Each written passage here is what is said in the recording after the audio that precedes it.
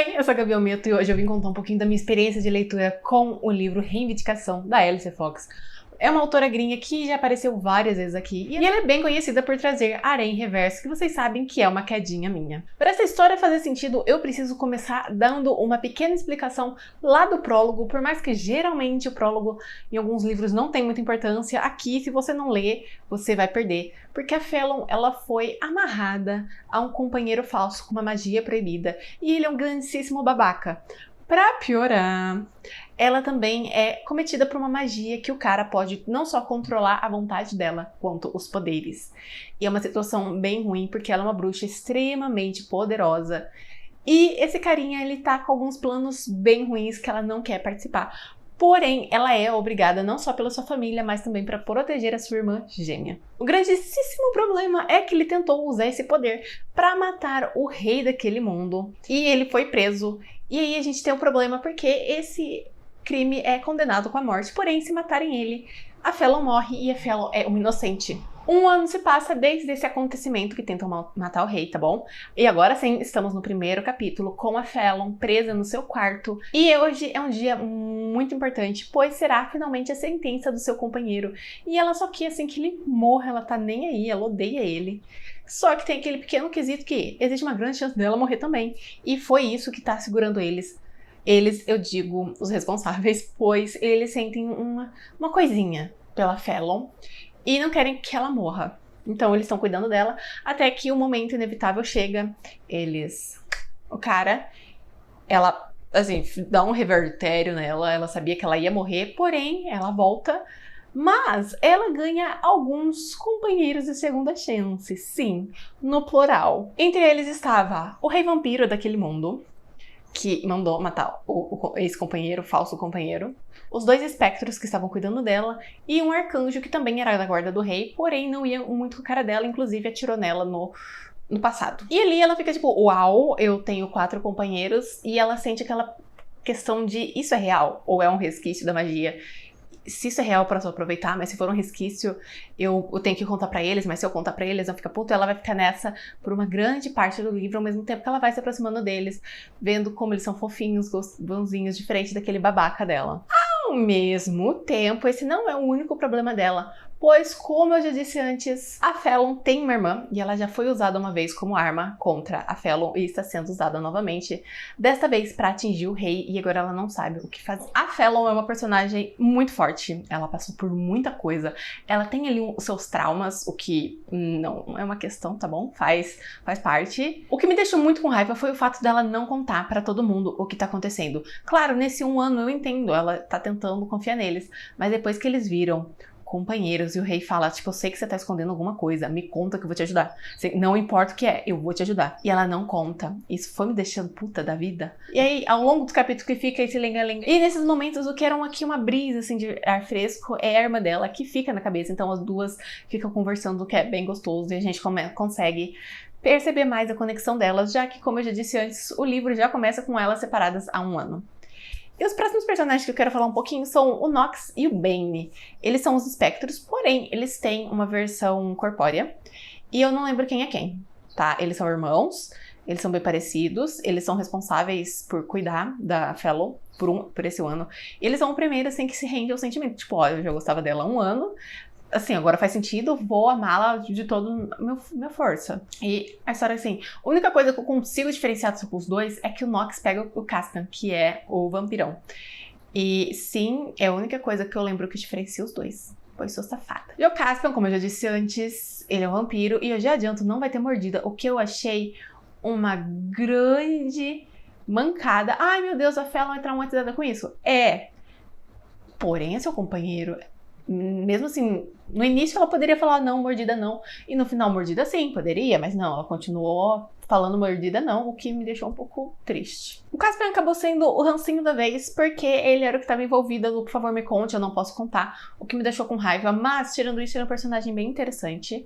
Ele também me deu raiva pelo motivo de que ele tá sempre um pé atrás com a Fallon, o que faz sentido, porque ele sabe que ela tá escondendo alguma coisa, só que ao mesmo tempo, gente, às vezes Deu raiva dos dois, sabe? É aquele tipo de situação que a única coisa que vai resolver é sentar e conversar. E eles não fazem isso. O que gera uma grande raiva, porque eles estão sendo imaturos. Deu, assim, raivinha. E também porque, você pode falar, não, mas eles estão ameaçando a Fela. O cara, ele é o rei dos vampiros. Ele já falou, eu vou fazer tudo por você. Então, achei meio com raiva. E por último, temos o Nolan, que ele é um anjo ou um arcanjo, não sei a diferença. E de início, assim, ele não curte muito a Fallon, ele sempre maltrata ela, ele atirou nela. Mas a verdade é que ele tá de 4 por ela, ele também não entende esse sentimento, ele fica vigiando o quarto dela à noite pra ver se ela tá tudo bem. Vamos, vantagens e desvantagens desse personagem. A vantagem é que ele fala que ele curte, sim, uma boa dominação, o que me deixou muito animada pra ver as cenas de pegação. A desvantagem é que não aparece essas cenas de pegação. Mas nessa parte eu vou me aprofundar um pouquinho mais na parte do enredo. Esse foi um dos personagens que mais me envolveu, acho que ele é meu favorito. Ele é um personagem mais denso, mais profundo, que demora a se mostrar, o que eu acho bem mais interessante.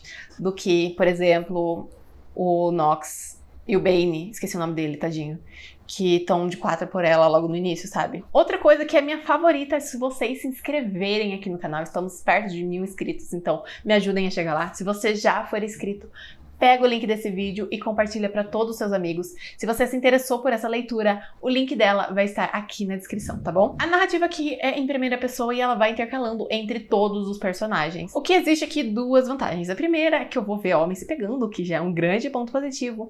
E a outra é que o livro não se sustenta sozinho, somente com a visão da Fallon. Afinal, ela tá trancada num quarto. Então, é necessário esses personagens e existem cenas muito interessantes. Sim, eu tô falando de pegação. A narrativa da Alexi, como sempre, ela é bem fluida, é muito fácil devorar esse livro. Acho que eu levei 2 dias para ler.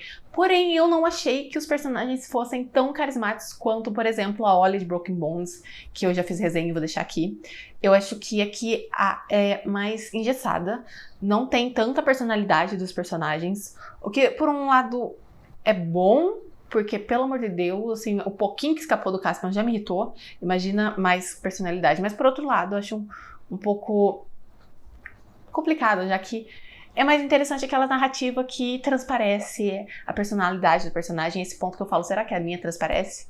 Fica a pergunta. E agora, deixando a narrativa de lado, vamos falar sobre o enredo. A primeira coisa que a gente precisa não conversar, mas vou mais notificar vocês, é que esse é um livro que faz parte da série Vícios e Virtudes, e tem, tipo assim, uns 11 livros não publicados aqui, e eu vou dizer que eu achei as capas muito interessantes, tá bom? E também esse livro acontece depois do livro Desejo, que sim, esse está publicado aqui no Brasil, mas se você for lá na Amazon digitar Desejo, da Alice Fox, vai estar acusando que ele faz parte da Aliança de Sangue.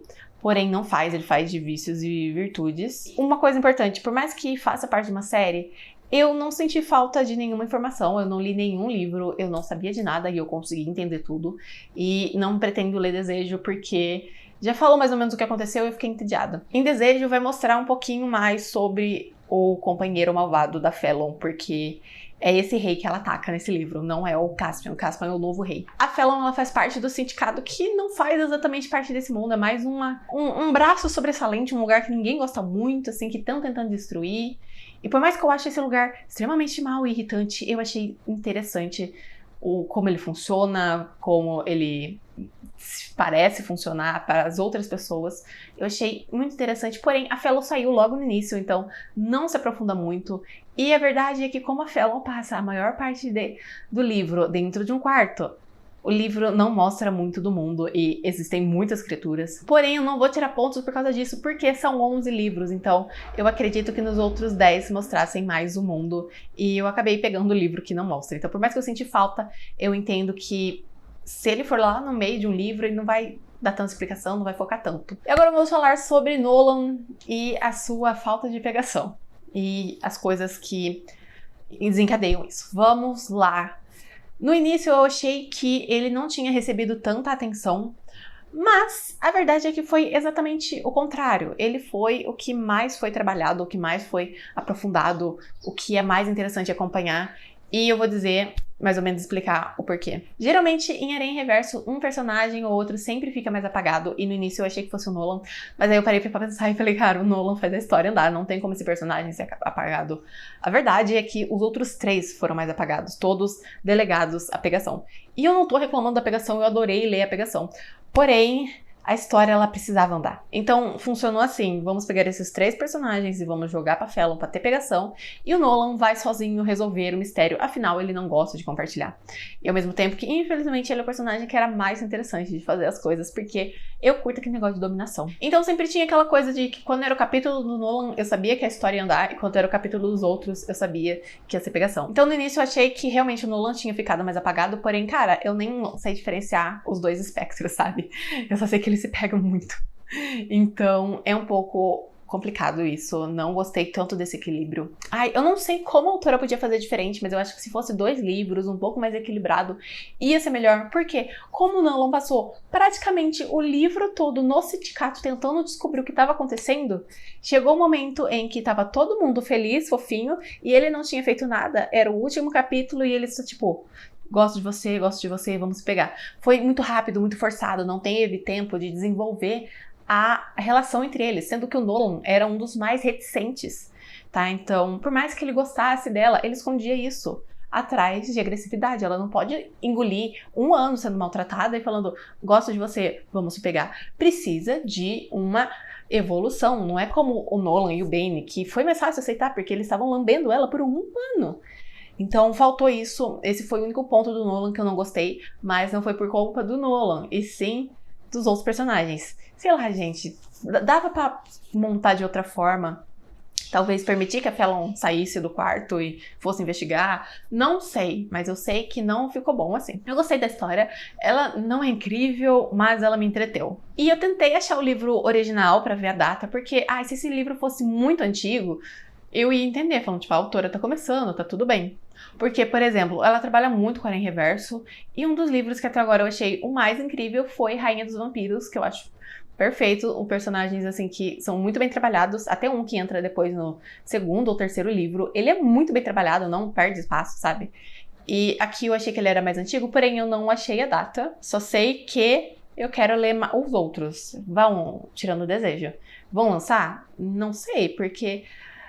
Ai, gente, ela é gringa, né? Então ela não fala o que ela vai postar por aqui. De vez em quando eu apareço e falo, olha, o livro da Alice Fox, vou ler. É mais ou menos assim.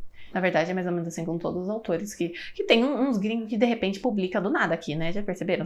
Sem editora. Mas, tô desfocando, foco. Eu me perdi, porque eu tava na conclusão. Mas eu vou dar 3 estrelas pra esse livro. Como eu já disse antes, ele não é uma história incrível. Ele não é uma história ruim. Mas ela foi uma história que me entreteve e ela me manteve presa na história por todo o tempo. As reclamações geralmente vêm depois que eu tenho tempo pra digerir a história. Exceto a parte da pegação sem o Nolan. Essa reclamação foi sempre, tá? Se você já conhece esse livro ou se você já leu alguns livros da Alice Fox, comenta aqui o que você achou. Tenta convencer outras pessoas a lerem. Se você gostou do vídeo, deixa o gostei que me ajuda bastante. Se inscreve no canal se ainda não for inscrito. Se já for inscrito, pega o link e compartilha pra todos os seus amigos. Se você gostou da história ou se interessou pelo livro Desejo, que eu tô falando aqui, que eu nunca li, eu vou deixar ambos os livros aqui na descrição. Se você for comprar, use meu link que vai ajudar bastante. E se você quiser uma proximidade maior comigo, vá me seguir nas minhas redes sociais, principalmente o Instagram, o Twitter e a Trend eu tô tentando, tá bom? É difícil. Mas vão estar aparecendo aqui, é só ir lá me seguir. E eu sou uma autora publicada ainda sem Aranha Reverso. Ainda não tô preparada para muito personagem, mas eu já tenho 3 livros publicados, em breve o 4º sai, que foram aparecendo aqui, mas eles também estão aqui na descrição, tanto grátis pelo Kindle Unlimited quanto para compra do e-book. Eu acho que é isso. Até o próximo vídeo. Tchau!